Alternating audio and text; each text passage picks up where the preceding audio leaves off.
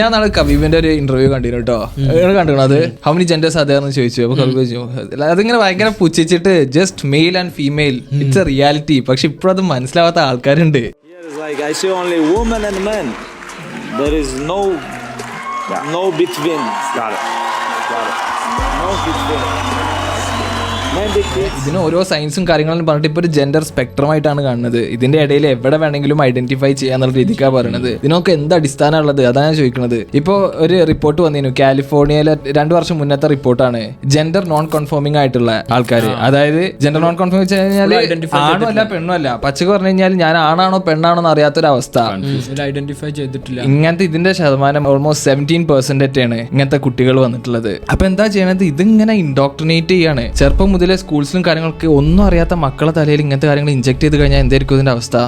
രാഷ്ട്രീയ പാർട്ടിക്കാരായാലും ഇതിനെ സപ്പോർട്ട് ചെയ്യുള്ളൂ. സപ്പോർട്ട് ചെയ്യാതെ വഴി